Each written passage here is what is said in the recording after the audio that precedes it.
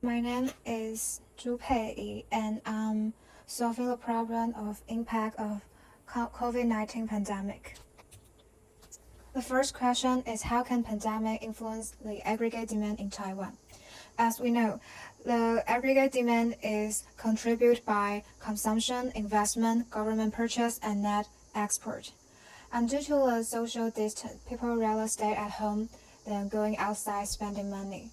So due to the decrease of consumption, the aggregate demand curve shift to the left. Let's look at the diagram. The equilibrium at first is P1 and the output is Q1. But due to the decrease of consumption, the aggregate demand curve shift to the left, and the new price level falls from P1 to P2, which leads to deflection, and the output falls from Q1 to Q2, which leads to a recession. And the second question is the impact of pandemic on Taiwan economy in the short run and long run. In the short run, the decrease of aggregate demand will lead to the fall of price level and reduce the quantity of goods and services supply. Due to the decrease in consumption, the aggregate demand curve shifts to the left, and we have the new equilibrium quality output, which is Q2, and it falls from Q1, and it's suggesting that there is a recession. And the new equilibrium price level is P2, which falls from P1, and it suggests there is a deflection. As for the long-run equilibrium, I would like to introduce sticky wage theory first. Although it takes time to adjust the nominal wage in the short run, it will eventually shift the short-run aggregate supply curve to the right because of the wage cost. When overall price decreases from P1 to P2, firms become less profitable, and firms will reduce the wage for the labor. If the wage cost becomes lower, the production cost becomes lower, and the short-run aggregate supply curve will shift to the right. We can then find a new equilibrium. And for this new equilibrium, the quantity output is Y1. The new equilibrium price level is P3 is even lower than P2. So the price further falls. In summary, in the short run, the real GDP decrease, the overall price decrease. In the long run, the real GDP is equal to natural rate of output and overall price further falls. The third question is how should the policymaker do in response to the short-run economic fluctuation caused by the pandemic? As we mentioned above, if the policymaker do nothing, then the supply curve will shift to the left due to the wage cost decrease, and it will eventually reach the natural rate of output. So the recession problem can be solved. The second step is taking action to increase aggregate demand by using monetary and fiscal policy. As for monetary policy, it is fast monetary injection, which can increase the money supply and shifting the money supply curve to the right. And it will cause the real interest rate decrease and increase the quantity of goods and services demand. And the fiscal policy, for example, is tax cut, which can increase the household disposable income and shifting the aggregate demand curve to the right. And it will eventually reduce the recession. The fourth question is what policy have been already implemented by Taiwanese authorities in response to COVID-19 pandemic? The government is organized to polish 振兴券, and the objective of 振兴券 is to encourage consumers spending more money. It makes people spend $1,000 first, and it will give people $2,000 back. The coupon can increase consumption and induce the aggregate demand curve shift to right. And why the government implied such policy in response to the pandemic? Due to the multiplier effect, government purchases are said to have a multiplier effect on aggregate demand. That is, each dollar spent by the government can raise the aggregate demand curve for goods and services by more than $1. And the macroeconomic of 振兴券 is that if the government just give people money, people may save this money instead of spending it out. But if people have to pay $1,000 first before they get the money, the market will at least having $1,000 first. And that is why the government don't just release the coupon, but asking people to pay $1,000 first. Hello, 我是传译的廖宇威 and I'm going to present the required question number 2. The question 2 is about trade war between USA and China. So the question background is, since the late 2018, USA and China have been in a trade war. To be more specific, USA has gradually raised tariffs on imported products from China. At the same time, many foreign businesses in China, including Taiwan's Foxconn, has reduced investment in China and increased investment in USA. Therefore, President Trump believes that it can benefit the USA economy because the net export of USA will increase. So the question 1 is, introduce more about the trade war between USA and China. In fact, the trade war between USA and China is a result from the trade deficit. As the diagram you can see, the USA trade deficit with China is so high, and even for many years. So, in order to manage the large trade deficit with China, President Trump began imposing tariffs on imported goods from China in 2018. However, there is also a question you may wonder that why trade deficit between USA and China is so high. There are many factors about it, and one of the main factors is that since the cheap labor force of China, the USA company tend to have direct investment in China. Therefore, it means that the USA company in China can produce and sell the goods at the same place. So it turned out to be that the import from USA to China decreased and led to the trade deficit. There are also other factors about trade deficit. For example, the processing trade industry in China and the difference in their exchange rate policy. And the next is some big events of trade war. And the trade war is start from August 2017, which the President Trump initiated an investigation into certain acts and policy of the Chinese government related to the technology transfer and other innovation. And the next year in March, President Trump signed a memorandum to restrict investment in technology and even impose tariff on Chinese products, which was roughly 50 billion USA dollar. And it was seen as the beginning of the trade war. So in the following events, you can briefly say that it is a cross of endlessly imposing tariff on each other's goods again and again due to the retaliation. And also, the tariff even become more higher and higher. Without doubt, however, there also are many negotiations between US and China.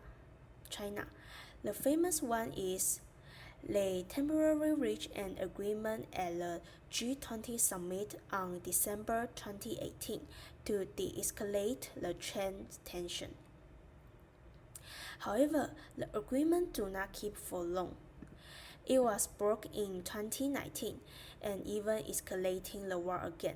And therefore, the following events still be the circle of imposing tariff on each other's goods and retaliation.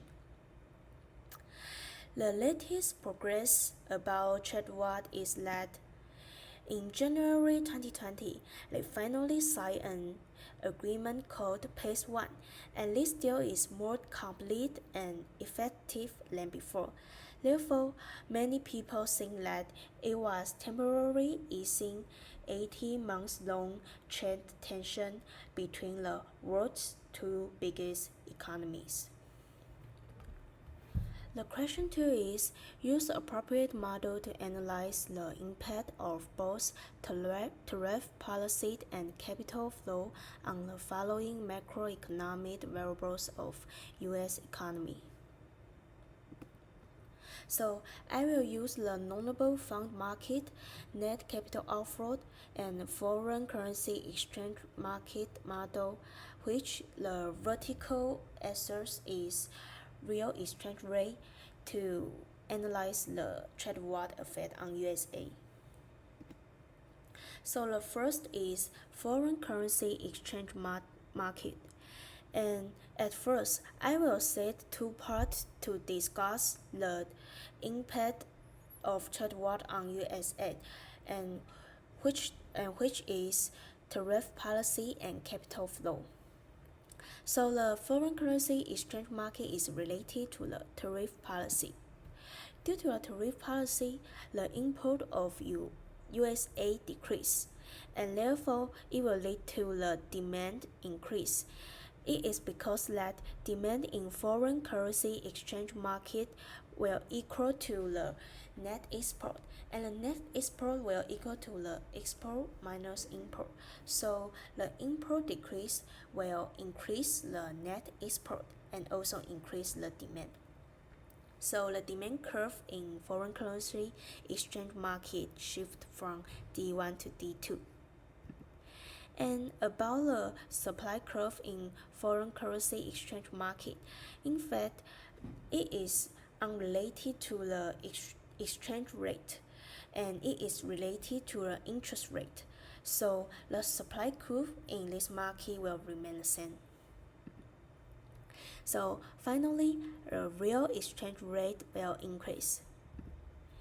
And the next is net capital outflow model, and it is related to the capital flow. So under the foreign investment in USA increase, it will lead to the net capital outflow decrease.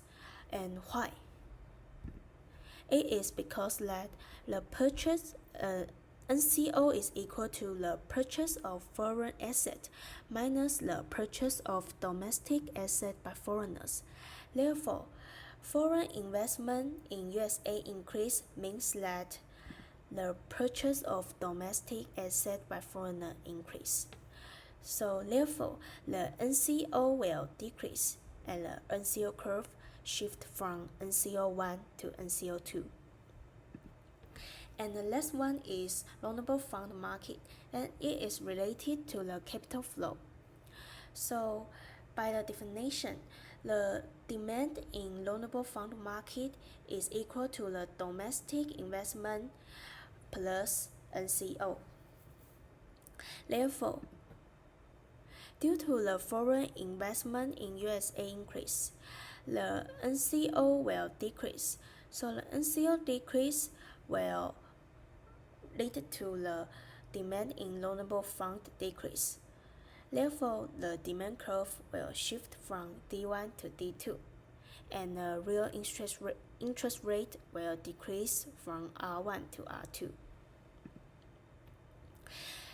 So let's combine these three models, and as we can see, the NCO in B model decrease, so it will lead to the NCO will also decrease in the model C, which is foreign currency exchange market.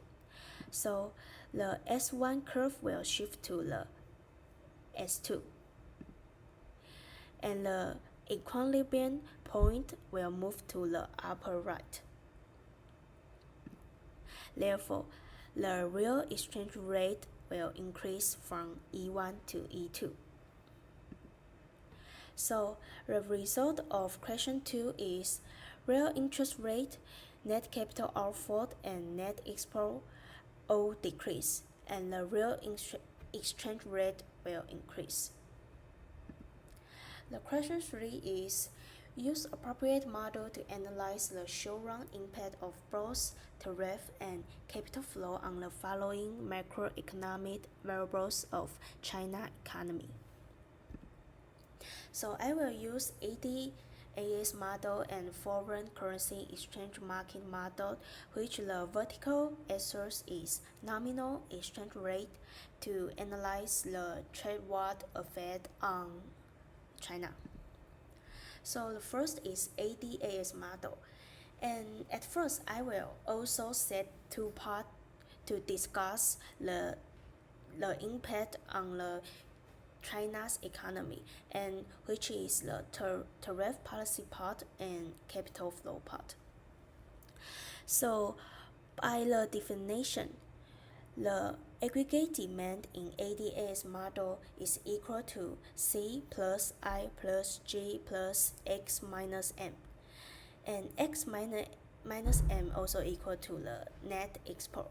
So due to the tariff policy, the export of China will decrease. So the export decrease leads to the X minus M decrease, and therefore the aggregate demand will decrease. So the AD curve in ADS model will shift left. And about the aggregate supply curve, in fact, aggregate supply is only affected by the production factor, for example, the labor or the capital. So the AS curve will remain the same. And finally, the equilibrium point will move to the lower left, and which means the real GDP and the overall price both decrease. And the last one is foreign currency exchange market, and it is related to the both tariff policy and capital flow part. So by the definition, the supply in foreign currency exchange market is affected by the export, foreign investment, or tourists, and so on. So due to the tariff policy and capital flow, the export and foreign investment will decrease. So the supply curve in foreign currency exchange market will shift left. So the nominal exchange rate will increase, and there is so-called appreciation of CNY. So the result of question 3 is real GDP and overall price both decrease, and the nominal exchange rate will increase. The question 4 is, based on your analysis, do you agree with the belief of President Trump? It means that do you believe the net export of USA will increase under the trade war? The answer is definitely no. Net export of USA do not really increase as the expectation of President Trump. In fact, it is decreased.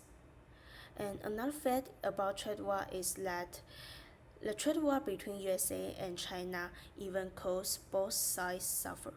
Hello everyone, I'm going to present question 3 of the required questions. Today I'm going to present question 3 of the required questions.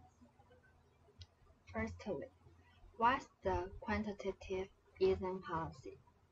It's a form of unconventional monetary policy, and it is usually used when liquidity trap or awkward or inflation is very low.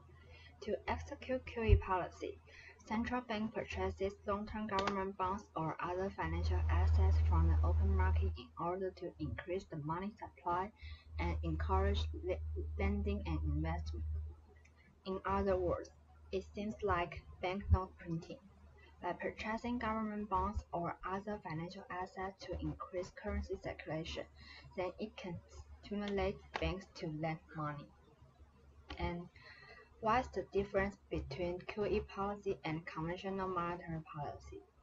When it comes to control money supply in markets, QE policy will indeed create money to purchase government bonds or other capital assets. However, conventional monetary policy will adjust interest rates. And I'm going to give you an example. In order to provide more liquidity, quantitative easing policy will purchase long-term government bonds or other financial assets and then can lower the long-term interest rate. However, monetary policy will lower the interest rate to increase the currency circulation. And I'm going to give you one historical example to show how Fed uses the QE policy to respond to a crisis in the United States. Since the global financial crisis in 2008, the interest rate in US approaches 0%, and they couldn't use the conventional monetary policy to solve problems. Therefore, Fed used QE policy to alleviate its financial crisis, and I chose QE3 announced on September 2012. QE3. First, Fed decided to launch a new $40 billion per month open-ended bond purchasing program of agency MBS, and different from QE1 and 2. QE3 had no clear implementation deadline, and so it is also called QE Infinity. On December 2012, increase in amount of open-ended purchases from 40 billion to 85 billion per month, and it also has an exit mechanism. When expected inflation rate higher than 2.5% and an unemployment rate lower than 60.5%, Fed would likely to start raising rates. On September 2013, the Fed decided to hold off on scaling back its bond buying program, announced in December 2013 that it will begin to taper its purchases in January 2014. Ultimately, halted on October 2014 after accumulating 4.5 trillion in assets. And people in affirmative action consider that inflation can promote consume and invest. Second, currency depreciation brought benefits to export, and then raise price and produce wealth effect then the demand increase. However, people in negative consider that consumers will have inflation expectation, then suppliers be faced with the rising of the cost, and currency depreciation will let the export of other countries or even be asset bubble. And I will show you some diagrams to explain clearly. First, I use the model taught in class. Since Fed purchases government bonds and other capital assets, and the money supply increased, so the money supply curve shift right, and the interest rates decrease, and the opportunity for investment will attractive loans since the interest rate decrease, so the quantity of output increase. Also, we can use the ISLM model to explain QE policy. IS means investment and saving. LM means liquidity preference and money supply. Because Fed purchases government bonds and other capital assets, then the money supply curve shift the LM curve shift right, and then it has a new equilibrium point O2. Then you can see that the interest rate decrease and the quantity of output increase. To sum up, quantitative easing policy caused the LM curve to shift upward, and then the interest rate decrease, and it will cause the investment increase, also the quantity of output increase. Thanks for listening. Hello everyone, today I will be presenting the second optional question for the economics quiz regarding Abenomics. Hello everyone, I am Leo and today I will be presenting Shinzo Abe's Abenomics. So before explaining Abenomics and its core principles, we need to know the reason behind why Prime Minister Shinzo Abe proposed these three economic policies. So first of all, I will explain Japan's lost decade. It was a period of economic stagnation from 1991 to 2001, and it has led to lots of repercussions that the Japanese economy is suffering today, and we can see it in the present. So the reason behind this lost decade was mainly because of the Plaza Accord. This caused the exchange rate of the US dollar to double against the Japanese yen, and proceeding with this accord, the Bank of Japan decided to increase the loan quota through a windows guidance. A window guidance practically means that the bank gave loans intended to specific industries. So, of course, this leads to a lot of inflation and creates and expands a bubble due to the value of the assets of Japan increasing so suddenly. When the Bank of Japan realizes this, they abruptly increase the interbank lending rates, which means that the banks have less incentive to loan from other banks because the interest rates are higher than before. And this causes the asset price bubble to burst. So this effect can be explained with a simple graph of aggregate demand and short-run aggregate supply. When the Bank of Japan raised the interest rate to attempt to decrease inflation, this caused aggregate demand to decrease as there is less investment and consumption. After they realized this, they tried to reduce the interest rates, but this caused a liquidity trap. A liquidity trap practically means that the interest rate is so low that people would prefer saving their money on hand than to lend it to banks, since there is minimal to no gain by placing them in banks, because they think that in the future the interest rate will increase by more than what it is right now, so they want to save it for later. This reduced investment even more. So liquidity traps along with credit crunches, and credit crunch means that there is a reduction in the availability of loans, practically caused by liquidity traps. So this causes Japan to experience deflation since there is uncertainty about the future. Additionally, Japan has an aging population, so based on its demographic, it means that these older citizens would rather much save than to invest or take loans. So Abenomics, this is where Abenomics come into place, and it is a set of economic policies introduced by Prime Minister Shinzo Abe in 2012. So these are the three arrows that would be fired to stimulate the Japanese economy back to normal, and these are monetary easing, which is an expansionist policy, a fiscal stimulus, and structural reforms. And I will now proceed to explain them individually. So first of all, it's an expansionary monetary policy.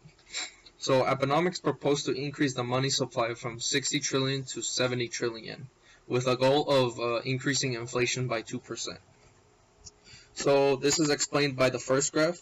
By increasing the money supply, the interest rate lowers, and this also increases a spending of investment by the second graph, and this also increases aggregate demand with the third graph. This is a chain reaction, so this would lead to an increase in the price level, which would lead to an increase in inflation. Additionally, this policy would make Japanese exports more attractive because since there is inflation, the currency will depreciate, and compared to other international countries, the Japanese yen would be cheaper, and it would make the Japanese exports increase because of the Japanese goods being cheaper. So the second arrow, which is a fiscal stimulus, is an expansionary fiscal policy. So this means that there is an increase in government spending. So the government proposed around 147 billion US dollars, or 15.8 trillion yen. And these were issued to be invested through infrastructure, and it would create jobs and promote investment and spending. However, this leads to a couple of problems. For example, to be able to fund this amount of investment in infrastructure such as roads, buildings, and bridges, they have to increase the consumption taxes to 10%. And by doing this, it would decrease the demand for consuming because now consumers have to pay more due to the tax. And this also leads to another problem, which could potentially mean that by the government taking so many loans to fund these projects, this could potentially lead to crowding out. So other companies or other investors won't want to invest that much because of the interest rate increasing due to the amount of loans being taken by the government. So last but not least, structural reforms were proposed to increase the productivity of the Japanese economy. A lot of issues are present in Japanese society, such as the immense stress of working, and it has created a lot of unmotivated workers such as NEETs and etc. Additionally, it is very hard for the Japanese companies to fire workers, which decreases the demand to hire more labor due to the regulations set in place by the government. Like mentioned previously, the aging population and birth rates are really low, which means that there is a decrease in Japanese labor. So, by structural reforms, the Japanese government proposed to increase female employment, which would increase the supply of labor. And another thing that they proposed is to promote the birth rate by, for example, subsidizing child health care as well as child education. And we see good results from this as the policies decreased unemployment rate below 3% for the first time in 2 decades. And with these reforms, it would increase the rise of GDP through all these factors that we see in the diagram. For example, it creates new demand, there is a rise in consumption, there is higher income, and there is increased production. And all this leads to an increase of GDP. By introducing reforms to increase females in the labor force and also promoting and subsidizing the education for future generations, this would increase aggregate supply, which would increase the real GDP as you see here in the graph. Even though these 3 arrows seem to be very good plans for the foundations to reform the Japanese economy, and since its start and proposals of 2012, it seems that it has not come to fruition. It is clear that there needs to be more action and reforms to reach any of the proposed goals that Shinzo Abe made.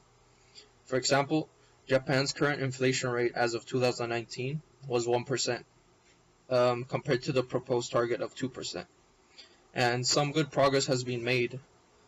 For example, in 2017, the GDP increased by 0.5% for the first time in 3 decades. So hopefully this clears any questions and informs you about Abenomics. And maybe in the near future, we can see Japan's economy improve and become more productive. Thank you. And this is my works cited. Hello everyone，我是传院2的洪敏琪，我的学号是107405048 and the following content will be one of our optional problems. So the second optional problem we chose is the Keynes and Hayek problem. First, I'm going to introduce John Maynard Keynes. He was born on June 5, 1883. He is an English economist, journalist, and financier, best known for his economic theories, the Keynesian economics, on the causes of prolonged unemployment. He was born into a moderately prosperous family. His father was also an economist. His mother was one of the first female graduates of the King's College, Cambridge, where he entered in 1902. He was the most brilliant student of Marshall and fellow economist A.C. Pigou. His most famous work, The General Theory of Employment, Interest, and Money, advocated a remedy for economic recession based on a government-sponsored policy of full employment. So why is he important? First, because he is widely considered the founder of modern macroeconomics. The basic and revolutionary idea of Keynesian economics strongly influenced the fiscal policies of Western governments until the 1970s and later inspired successful responses by many governments during the Great Recession. Moving on to Keynesian economics, it is a theory of total spending in the economy and its effects on output and inflation. It believes that recessions can be mitigated and unemployment more effectively reduced by government spending designed to increase aggregate demand.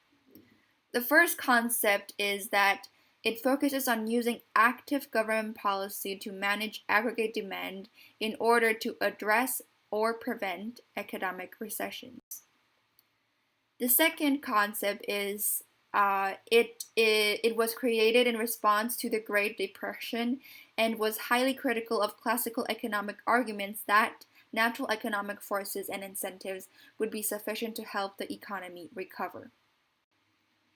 The third concept is activist fiscal and monetary policies are the primary tools to manage the economy and fight unemployment. Moving on to this guy, he is Friedrich A. Hayek. And now we're going to learn more about what he did during his lifetime. Friedrich Hayek is a famous economist who taught at the London School of Economics, born in Vienna, Austria, 1899. Hayek's father was a physician and professor. His mother's family was relatively wealthy, and he and his two younger brothers had a comfortable childhood in Vienna. He served in World War I and said that the experience led him into his career in the hope that he could help society avoid the same mistakes that led to the war. The global Great Depression was the backdrop against which Hayek formulated many of his theories, especially those which were opposed to Keynes. After the British Depression of the 1920s, Hayek promoted the idea that private investment rather than government spending would promote sustainable growth. In 1944, he brought out his famous work, The Road to Serfdom, which has become a libertarian classic. The book warns about the danger of socialism with the basic argument that government control of our economic lives amounts to totalitarianism. So why is he important? Hayek's approach mostly stems from the Austrian School of Economics and emphasizes the limited nature of knowledge. He is particularly famous for his defense of free market capitalism and is remembered as one of the greatest critics of the socialist consensus. He developed this theory on how changing prices relay information that helps people determine their plans, and this won him the Nobel Prize of Economics in 1974. Most of Hayek's work was in the Austrian theory of business cycles, capital theory, and monetary theory. He saw a connection between all three. The first concept Hayek proposed is that the major problem for any economy is how people's actions are coordinated.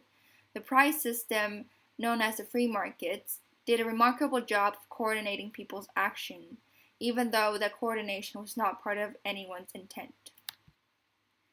Secondly, the market was a spontaneous order. It was not designed by anyone but evolved slowly as a result of human actions. But the market does not work perfectly. When discussing Hayek, it is important to correct a misconception. He is not a do-nothing theory. He saw the bust as a healthy and necessary readjustment. It does not deny that we should maintain spending when boom turns to bust, but it goes further. Unlike Keynes, Hayek believed that genuine recovery from a post-boom crash called not just for adequate spending, but for a return to sustainable production. So, to draw the conclusion, Keynesian economics is a theory that says the government should increase demand to boost growth. Keynesians believe consumer demand is the primary driving force in an economy.